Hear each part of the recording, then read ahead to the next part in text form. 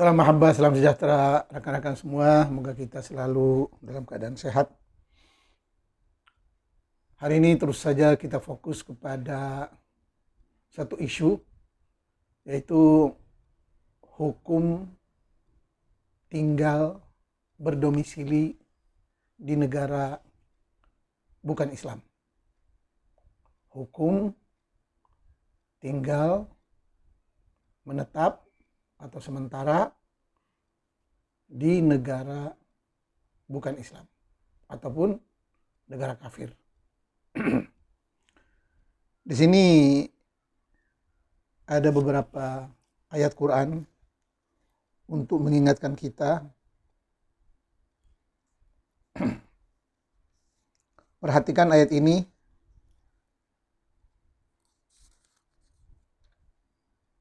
Di dalam surah Al-Mujadilah ayat 22. Bismillahirrahmanirrahim. La tajidu qauman yu'minuna billahi wal yaumil akhir yuwaduna man haddallaha wa rasulah. La tajidu qauman yu'minuna billahi wal yaumil akhir yuwaduna man haddallaha wa rasulah. Jelas ayat ini menerangkan bahwa orang yang beriman kepada Allah dan hari akhirat tidak boleh berbaik-baik kepada mereka yang memusuhi Allah dan Rasulnya. Dan kita tahu dalam ayat, dalam bacaan, dalam ajaran yang kita pelajari bahwa Yahudi dan Nasrani itu, Yahudi dan Kristen itu sangat memusuhi Allah. Sangat memusuhi Allah. Begitu kata Quran. Jadi berbaik-baik dengan Yahudi dan Nasrani, apalagi tinggal senang-senang dengan percaya diri di negara mereka adalah satu kenyataan perang kepada Allah dan Rasulnya. Jadi kita tidak boleh, berbaik-baik pun tidak boleh. Itu kata Quran. Percaya Quran, silahkan. Kalau tidak percaya, tahu hukumnya apa. Itu ayat pertama. Banyak lagi ayat-ayat yang menjelaskan tentang tidak boleh bermualah, berbaik-baik kepada Yahudi dan Nasrani dan mereka yang bukan Islam. Muslim mesti tegar, teguh dengan keyakinannya. Kalau terpesong, berarti terpesong pula akidahnya. Wa may yatawallahum minkum fa innahu minhum. Kalau kamu berbaik-baik dengan non-muslim, dengan orang kafir, dengan orang musyrik, berarti kamu sudah tidak muslim dan sudah tidak beriman. Itu putusan dari Al-Quran, bukan dari saya. Bukan saya yang mengajar kebencian. Bukan saya yang memberi kenyataan ini. Ini dari Quran. Sebagai perlembagaan, dustur umat Islam yang pertama. Kalau tidak percaya Quran, ya buang saja. Ataupun bakar saja. Makanya umat Islam tidak perlu marah kalau ada yang membakar Al-Quran. Sebab hakikatnya umat Islam sudah tidak berpegang kepada Quran. Apalagi umat Islam yang selalu berpegang kepada Bukhari, Muslim, Abu Dawud, Syafi'i, Maliki, Hambali, mereka dengan sendirinya telah menafikan firman Allah dan firman Rasul. Firman Allah dan sabda Rasul dengan sendirinya. Dan kita lihat dari kelakuan mereka pun yang tergila-gila dan menyembah-nyembah para ulama, melebihi menyembah Allah dan Rasulnya, dengan sendirinya mereka adalah kafir. Bukan kata saya, itu kata Quran.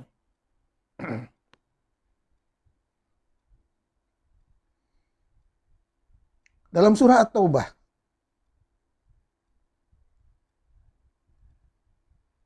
ayat 63 menyatakan, alam ya'lamu annahu man yuhadidillaha wa rasulahu fa anna lahu nara jahannama khalidan fiha dzalikal khizyul azim. Ayat-ayat tadi bisa dicek di Google dan lihat terjemahannya oleh saudara-saudari semua. Alam ya'lamu annahu man yuhadidillaha wa rasulah. Apakah mereka tidak tahu? Pura-pura tidak tahu? Orang yang telah menentang Allah dan Rasulnya, annalahu nahra jahannam. Mereka semua akan dimasukkan ke neraka. Khalidan fiha, selamanya. Dzalikal khizyul azim. Itulah kehinaan yang amat dahsyat. Jelas hari ini umat Islam di seluruh dunia yang tidak taat kepada firman Allah dan sabda Nabi,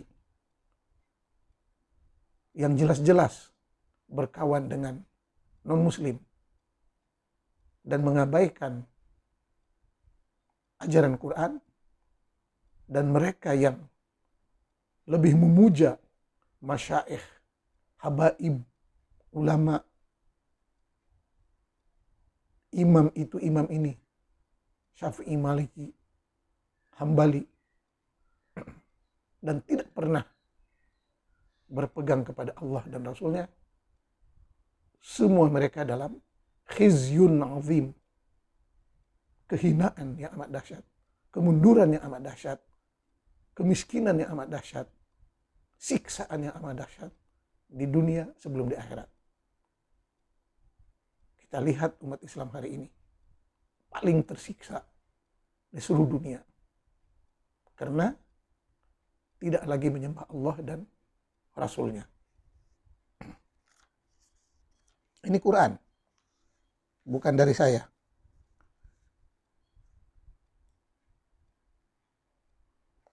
Dalam ayat Al-Maidah, dalam surah Al-Maidah ayat 51, ya ayyuhalladzina amanu la tattakhidhul yahuda wan nasara awliya'a ba'duhum awliya'u ba'd wa man yatawallahum minkum fa innahu minhum innallaha la yahdil qaumadz zalimin. Jelas? Ayat begitu jelas,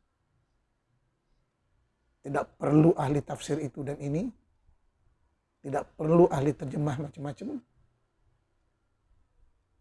Ayatnya begitu jelas.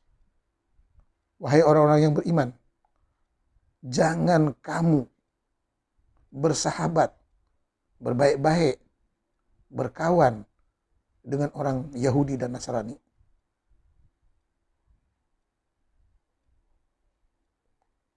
Kalau kalian berbuat demikian juga,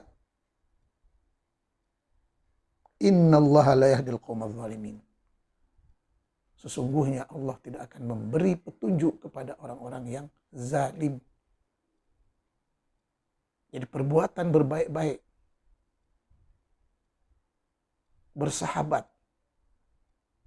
berkasih sayang sesama non-muslim, Yahudi, Nasrani dan sebagainya adalah perbuatan zalim,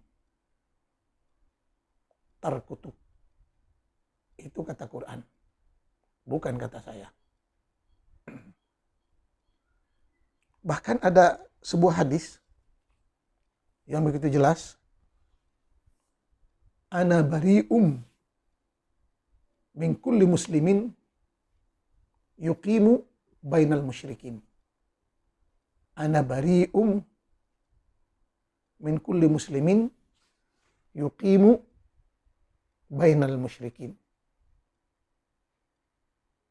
Seolah-olah hadis ini menyatakan, aku haramkan umat Islam yang tinggal bersama dengan orang musyrik, kafir, Yahudi, Nasrani, dan sebagainya. Dari ayat dan hadis ini begitu jelas.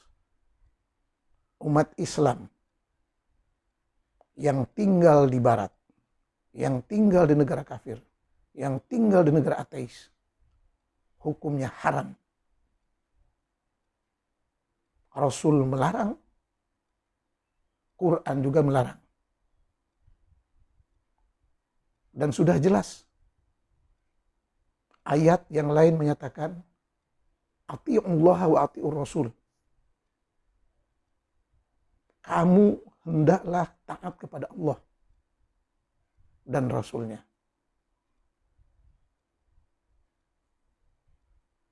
Allahu nazzala ahsanal hadis. Allah menurunkan sebaik-baik hadis, yaitu Quran. Wa man asdaqu minallahi qila.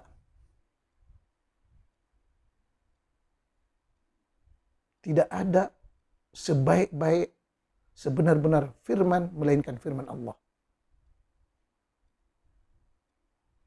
Begitu juga dengan sabda Nabi. La yantiqu anil hawa. Nabi tidak membuat kenyataan secara sembarangan. Tapi semuanya wahyu. Ini peringatan kepada umat Islam, baik dari NU, baik dari Muhammadiyah, baik dari Masyumi, dan yang lain-lain yang mengaku dirinya Muslim. Kata Quran dan hadis tidak boleh bergaul berbaik-baik dengan orang kafir. Tidak boleh tinggal di negara-negara kafir. Hari ini umat Islam di seluruh dunia setelah tertindas di negaranya sendiri, coba mencari pelindungan, kehidupan yang layak, kehidupan yang baik, yang aman nyaman di negara-negara bukan Islam. Jepang, Cina, Rusia, Eropa, Amerika, Kanada menjadi sasaran umat Islam di seluruh dunia.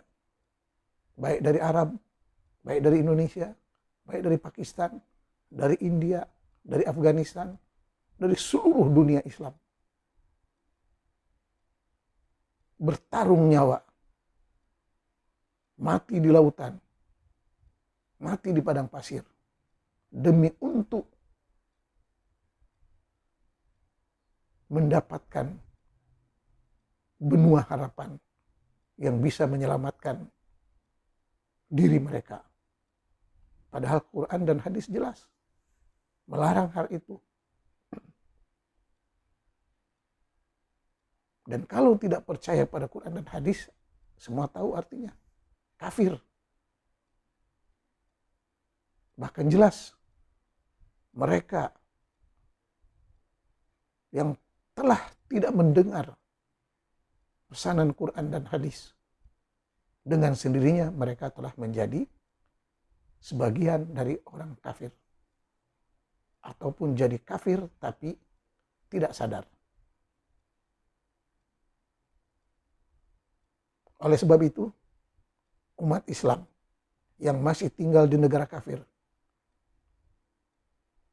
balik ke negara asal, atau cari negara Islam dan negara Arab yang ingin menerima kalian. Atau cari tafsiran lain dari ayat-ayat yang begitu tegas. Atau nyatakan kalian itu telah murtad, telah kafir.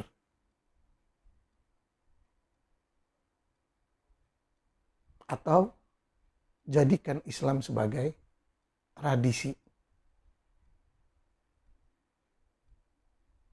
Berbalik kepada sejarah asal bahwa Islam itu hanya untuk Arab Quraisy. Tidak ada hubungannya dengan bangsa lain. Seperti yang selalu ingatkan dalam ayat Quran juga. Wa ma arsalna min rasulin illa bilisani qaumihi. Allah mengutus Rasul dengan bahasa kaumnya. Nabi Muhammad diutus untuk Arab Quraisy menggunakan bahasa Arab Quraisy. Bukan bahasa India, bukan bahasa Afrika, bukan bahasa Indonesia, bukan bahasa Melayu. Litunzira qauman ma unzira aba'uhum fahum ghafilun. Muhammad diutus untuk kaumnya. Litunzira ummal qura wa man haulaha. Muhammad diutus untuk Ummul Qura. Untuk warga Mekah, Quraisy pada zaman tertentu, untuk kelompok tertentu, di tempat tertentu. Balik ke situ.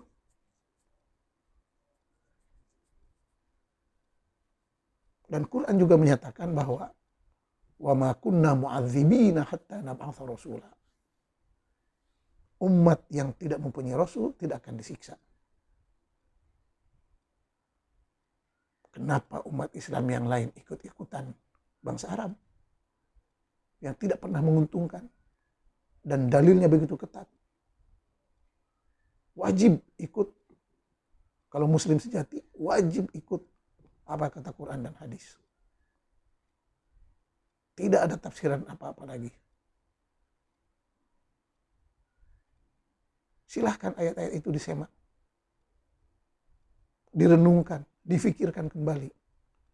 Kita mau ikut ajaran Quraisy atau hanya ingin membudayakan Arab Quraisy dan kita setia dengan budaya leluhur kita.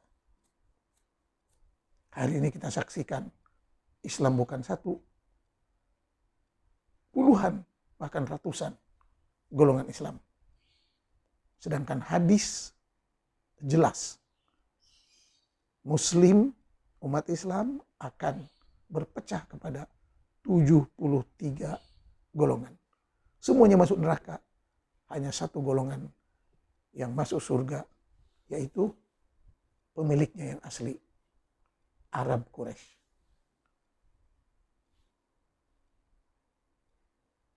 Semua tahu, sejarah pun tahu,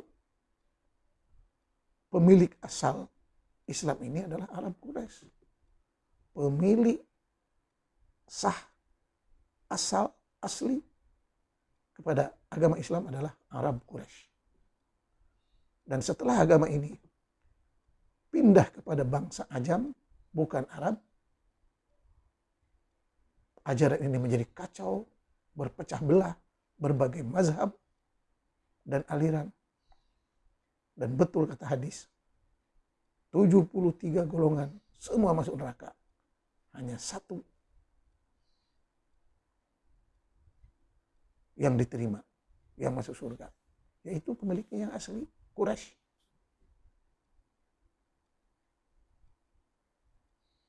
Ataupun kita jadikan sebagian ajaran Badawi Arab yang masih sesuai, disesuaikan dengan budaya masing-masing. Islam Sunda, Islam Jawa, Islam Madura, Islam Batak, Islam Papua, Islam Cina, Islam Aceh, Islam Padang, Islam Kalimantan, Islam Bugis, Sulawesi, yang tidak ada kaitan dengan Islam Arab. Berdasarkan ayat, wa ma kunna mu'adzibina hatta nab'atha rasula. Kami tidak akan menyiksa kaum yang tidak mempunyai rasul. Maka kita lihat hari ini, umat-umat yang tidak mempunyai nabi, yang tidak mempunyai rasul, lebih aman, lebih nyaman, lebih selamat, lebih kaya, lebih jaya. Sebab tidak dibelenggu oleh kekangan penjara ajaran Islam Quraisy. Tinggal pilih. Mau Islam budaya yang harmoni dengan semua agama, dengan semua ras, dengan semua suku bangsa. Atau mau Islam yang pure, Islam Arab Quraisy yang serba haram, haram, haram. Seperti dinyatakan oleh Quran tadi. Jelas dari ayat-ayat yang pertama dan hadis, haram hukumnya berbaik-baik dengan Yahudi, berbaik-baik dengan Nasrani, berbaik-baik dengan non-Islam. Tinggal di negara mereka. Apalagi makan minum, mendapat bantuan dari negara-negara terbuka.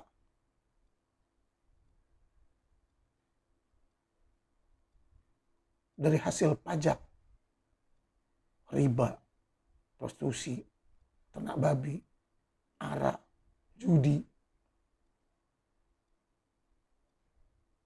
Yang mana umat Islam lah yang paling sibuk halal haram. Tapi waktu di sana, waktu di Eropa, mereka makan, minum dengan tentram, dengan aman. Terlihat kemunafikan di situ. Bukan sekedar itu. Kita dengan menggunakan produk-produk kafir, pesawat, mobil, internet, HP,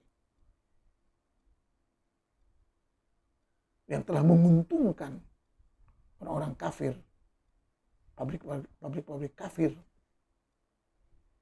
itu jelas-jelas menandakan kelakuan muslim murtad, muslim kafir, muslim yang telah keluar dari agamanya secara sadar dan tidak sadar. Berdasarkan ayat-ayat tadi. Berbaik-baik saja tidak boleh. Bersahabat saja tidak boleh. Bergaul dengan mereka tidak boleh. Kecuali kalau kita memang menjadikan agama Islam itu hanya budaya. Itu pun yang sesuai dengan budaya lokal, kearifan lokal. Dan jangan membelenggu diri kita dengan ajaran-ajaran haram, haram, haram. Quraisy. Maka disinilah umat Islam di seluruh dunia dalam dilema.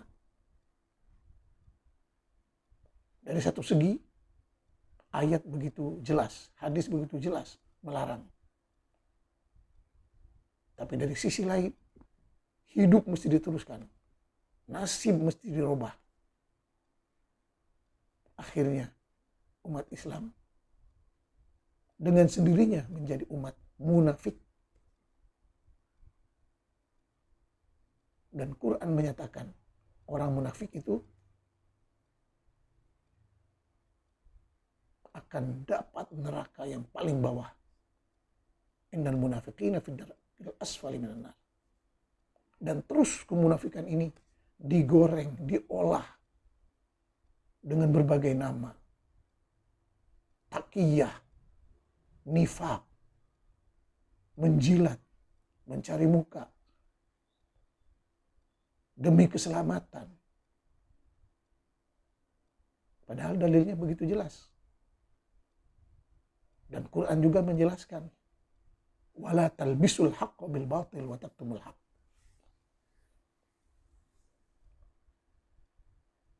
Jangan kalian campur adukan yang hak dengan yang batil. Oleh sebab itu, atas kemunafikan ini, berapa lama pun umat Islam tinggal di negara non-Islam, berapa lama pun mereka belajar di negara non-Islam, tetap ilmunya tidak bermanfaat. Dan mereka pun sia-sia belajar di Eropa. Hanya membuat rusuh Eropa, membuat kacau Eropa.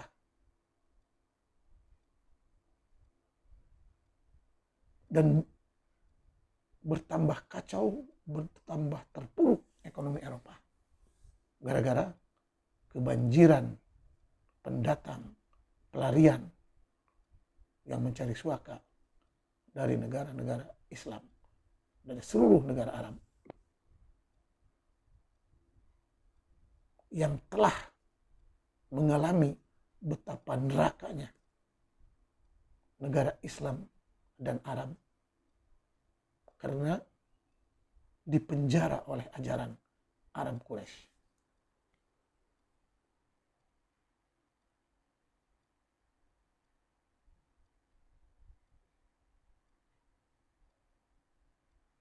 Hari ini muncul gejala-gejala. Muslim membunuh sesama Muslim. Arab membunuh sesama Arab. Terus yang disalahkan, boikot, boikot, boikot. Apa mau diboikot?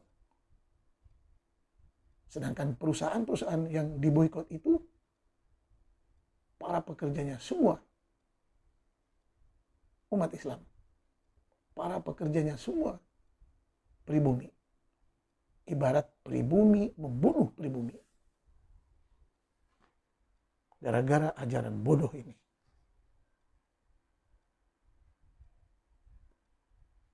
Kebencian sesama kaum, kebencian sesama Islam, kebencian sesama manusia telah ditanamkan oleh umat Islam dari sejak TK sampai sekolah, sampai universitas, dan seterusnya. Walaupun para cendekiawan yang pernah belajar di Eropa ataupun di negara ateis, tapi mindsetnya tidak berubah. Akal pikirannya tidak berubah. Tetap loyal kepada ajaran Arab Quraisy Badawi. Tapi itu pun dipilih-pilih. Sedangkan Al-Quran jelas. Mereka para cendekiawan ini coba mencari alasan, berbagai alasan. Padahal Quran jelas, hadis jelas. Tidak boleh, haram bergaul, berbaik-baik, tinggal di negara non-Islam. Dan ancamannya begitu keras sekali. Khizyun azim. Kerugian, hinaan, kemunduran, azab yang amat pedih.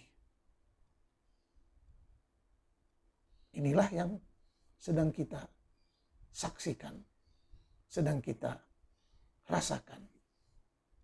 Semua negara Islam, mayoritas Muslim, semua negara Arab yang masih dikongkong oleh ajaran Arab Badawi Quraisy makin mundur,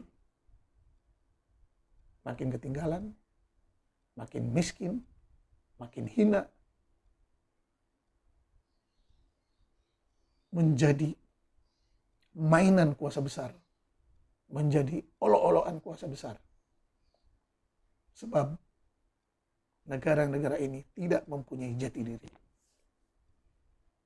Jati diri mereka telah dihapus, dirusak oleh akidah penjajah, akidah Islam Badawi. Bangsa yang tidak memiliki jati diri akan selamanya kehilangan, terumbang-ambing. Maka sebelum terlambat, semua bangsa di Indonesia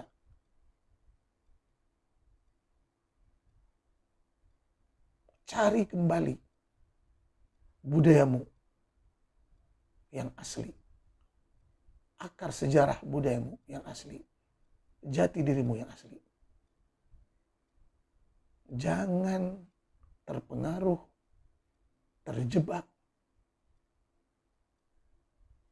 terdoktrin dengan ajaran-ajaran Arab Badawi, padang pasir,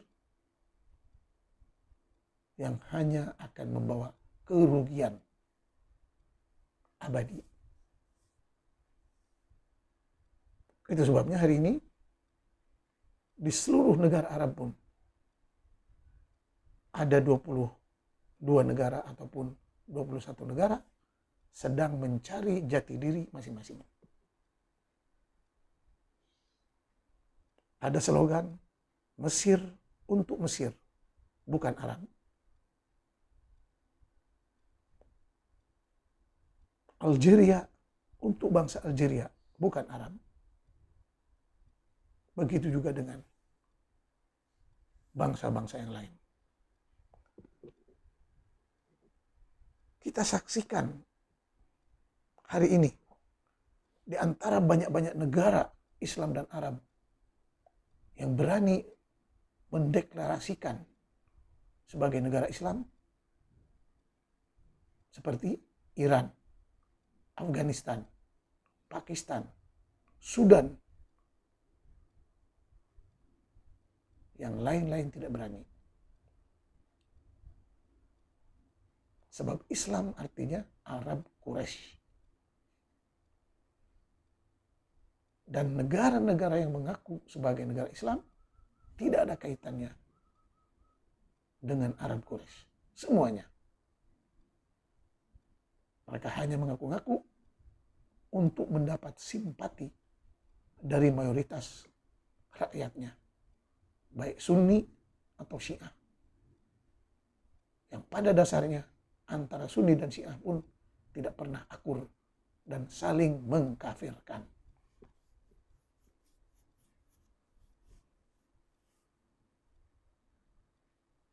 Maka kita di Indonesia sebelum terlambat cari jati diri masing-masing.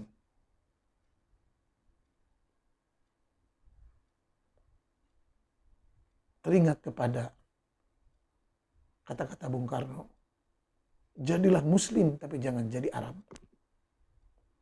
Jadilah Kristen tapi jangan jadi Yahudi. Jadilah Hindu tapi jangan jadi India. Kita bangga dengan leluhur sejarah kita, leluhur peradaban kita. Tiap-tiap bangsa, tiap-tiap etnik, kaum di Indonesia memiliki budaya asli mereka. Peganglah budaya itu. Dan kalau mau mengambil nilai-nilai dari Islam atau Kristen atau agama lain, sesuaikan dengan budaya lokal. Bangga dengan budaya Nusantara. Perkuatkan ukhuwah, kasih sayang, cinta kasih sesama bangsa Nusantara. Silahkan, ada masjid, ada gereja, ada kuil, ada candi, itu dan ini. Tapi kita membentuk satu bangsa Indonesia yang saling mencintai antara satu dengan yang lain. Bagi menciptakan Indonesia yang kuat, kaya raya, berdaulat, dan tidak dipengaruhi oleh ajaran-ajaran penjajah asing yang menjadikan kita semakin terpuruk, ketinggalan, musnah segalanya.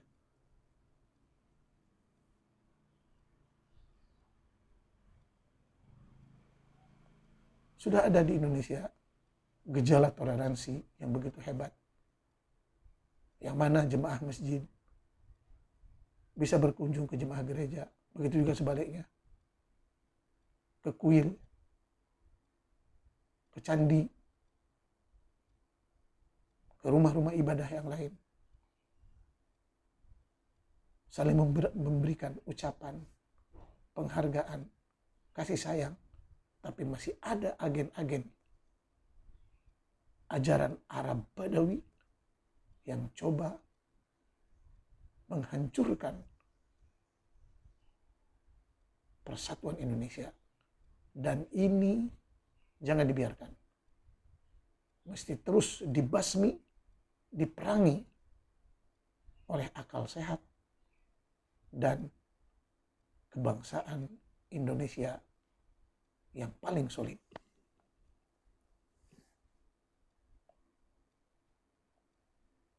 Sebagai contoh, Saudi telah membasmi ulama-ulama radikal, ulama-ulama intoleran, ulama-ulama yang menghalang kemajuan dan pemodernan Saudi. Tapi pada masa yang sama, Saudi membiayai ulama-ulama radikal dan intoleran ini melalui Universitas Islam Madinah yang alumni-alumninya menyebarkan ajaran radikal Saudi di Indonesia. Ini yang kita aneh. Di Saudi ulama-ulama radikal dipenjara, dibunuh. Tapi pada masa yang sama, Saudi tiap tahun melahirkan ratusan ulama radikal, terutamanya lulusan Universitas Islam Madinah, mendapat biaya, mendapat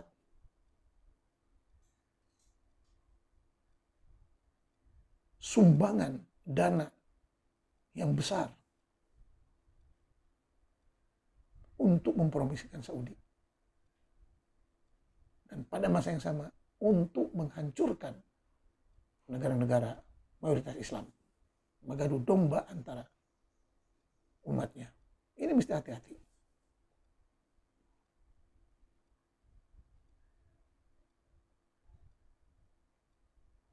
Ulama Saudi dengan mudah menyerang haji itu hanya ke Mekah dan Madinah. Tidak boleh ke tempat lain. Seharusnya kita menghargai agama dan pilihan masing-masing. Ada yang haji ke India, ada yang haji ke Candi Borobudur. Bahkan orang Saudi sendiri banyak haji ke Thailand, ke Bali. Ada yang haji ke Karbala. Ada yang haji ke piramid. Ada yang haji ke Baitul Maqdis, ke Vatikan,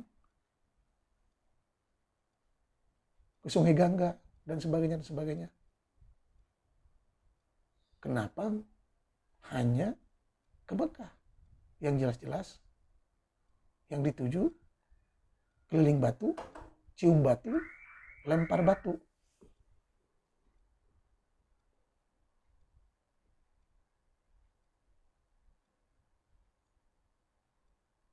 Terus kata ulama Saudi lagi, haram menyembah kuburan, haram menyembah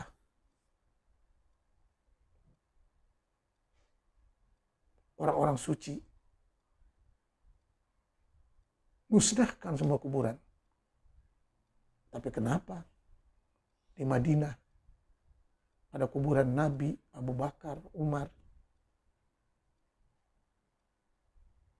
Disitulah umat Islam memuji.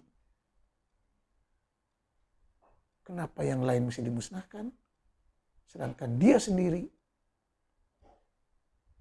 membolehkan puja-puji kuburan bahkan di dalam masjid. Walaupun ada alasan yang direka-reka. Itu kan gitu, itu kan gini, sejarahnya kan gitu. Kalau betul-betul mau menghilangkan kemusyrikan, jauhkan kuburannya atau pisahkan kuburan dengan masjid. Tapi tidak mau. Sebab umat Islam lain akan ngamuk.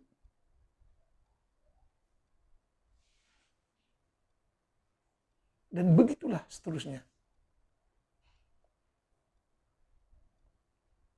Yang dibasmi di Saudi dari ajaran sesat, dari ulama radikal. Tapi pada masa yang sama, ulama radikal dikirim ke seluruh dunia Islam, seluruh dunia Arab. Bahkan mereka menjadi antek dan intel yang membuat laporan secara rutin kepada bos-bos mereka di Saudi. Ini semuanya terbongkar oleh berita-berita Arab, oleh berita-berita dunia Islam yang merasa ditipu oleh ajaran Arab Quraisy. Saudi hari ini ingin kembali kepada asal leluhur mereka dengan mengadakan hiburan yang bebas, minuman yang bebas, prostitusi yang bebas, tapi diatur dengan undang-undang yang ketat. Pantai telanjang, hiburan bebas yang malam, semuanya ada di Saudi hari ini. Dan umat Islam juga ustadz-ustadz, doktor-doktor yang alumni Madinah tidak pernah bersuara. Sebab mereka tidak akan menggonggong kepada tuannya. Tapi mereka begitu bengis kepada saudaranya sendiri di Indonesia. Semua orang tahu, semua orang menyaksikan. Oleh sebab itu, dengan kecanggihan sains dan teknologi, manusia semakin berakal, semakin maju, semakin berpikir, dan dajjal-dajjal agama, penjual agama, penista agama, pendusta agama akan ditinggalkan, akan dicemooh.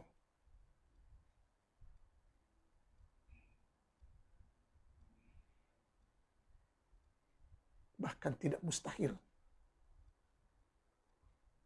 akan diusir dari bumi Indonesia.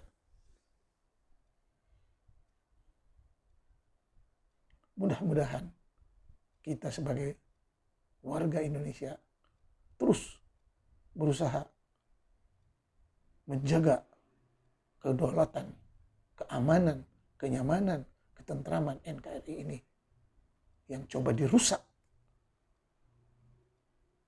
oleh ulama-ulama, oleh ustadz-ustadz, oleh doktor-doktor, jebolan Timur Tengah. Baik Al-Azhar ataupun Universitas Madinah Al-Munawwarah. Semua sudah tahu imam-imam teroris di seluruh dunia kebanyakannya alumni Timur Tengah.